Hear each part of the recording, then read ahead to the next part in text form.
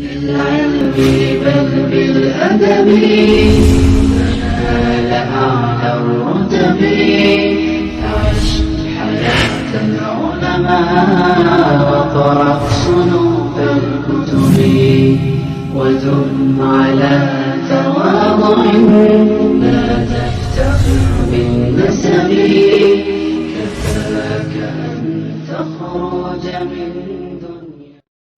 بسم الله الرحمن الرحيم. الحمد لله رب العالمين والصلاة والسلام على رسول الله وعلى آله وصحبه ومن والاه. bandiraɓe julɓe musidɓe tedduɓe hettiyankoɓe e haaliyankoɓe programme meɗen yeete, on calminama, on juurama, on ñaganama Allah subhanahu wa ta'ala moƴƴere.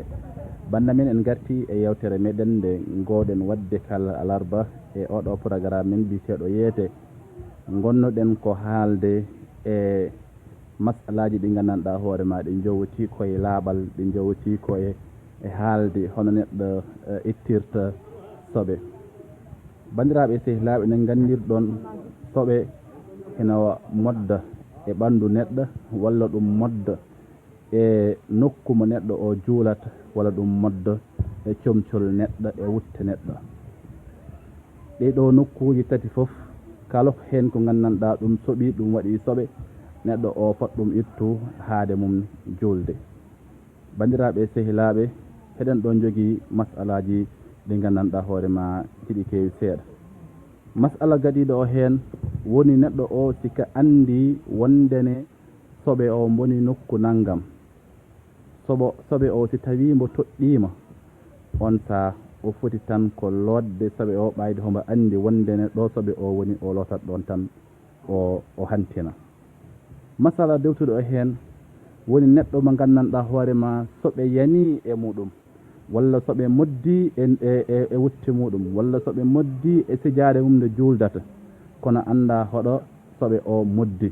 on saa hono foti waɗ? on saa mbiten ko kam e hoore muɗum o lawƴat dendagal wutte o si tawi koye wutte o, walla o lawƴa dendagal sajjade nde si tawi koye sajjade nde no juulatno, walla o looto dendagal ɓandu muɗum si tawi soɓe o yani koye ɓandu muɗum. si tawi wadde soɓe jiiɓima, alay saago neɗɗo o looto nokku o mo gandanɗa hoore ma on soɓe o yani, alay saago o looto nokku o foof, saabi ɗum soɓe o toɗɗaki o anda ko oɗo nokku soɓe o woni. place masala dewtiɗo o hen woni neɗɗo soɓe o waɗi ko yani dow muɗum, waɗi ko yani dow muɗum, o sikkiti beeli nde ɗo hunde kone soɓe, walla nde wona soɓe. neɗɗo wayi tan neɗɗo wirto e galle mo gandanɗa komo étage, neɗɗo no juurto dow ndiyam, o juurti ndiyam ɗam yani e dow muɗum, o anda ɗam ndiyam ko ɗam coɓɗam, o anda hen haydara. on saa mbiyeteɗen ko o ruttoto e lasli ndiyam. lasli ndiyam de woni ndiyam na laaɓno, wadde on saa ala ko waɗata, yo jaggu tan wondene soɓe yanani e dow muɗum, ko noon o yahnirta. si wona o yaha ɓooyi joom galle o wi ɗum he kaari yaafomi de, an de min gullumi ko dow ma ko ɗum soɓe, on saa o yananama wonde hanti ko ɗum woni soɓe. te en gandi masala mo gandanɗa hoore ma, si neɗɗo yananama wondene soɓe yani e dow mum, hombo andi ɗo soɓe o woni kam o lotat on ɗon soɓe tan. masala dewtuɗo hen woni neɗɗo o e hoore muɗum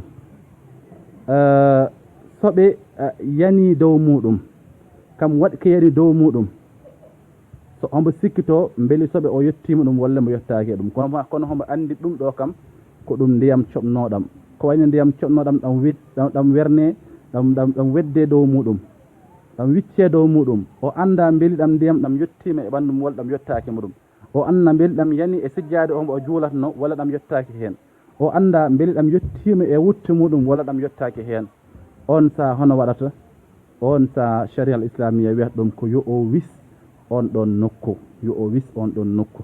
sabi ɗum kam e hoore muɗum o yananako wondene soɓe ene yani dow muɗum, ɗon ɗo o yananako wondene ɗum ko ɗum soɓe, waɗɗataka ɗum gandanɗa hoore ma hombo lawja on ɗon place, wadde o wisat hen ndiyam tan. si wisi hen ndiyam tan ɗum no yana ɗum.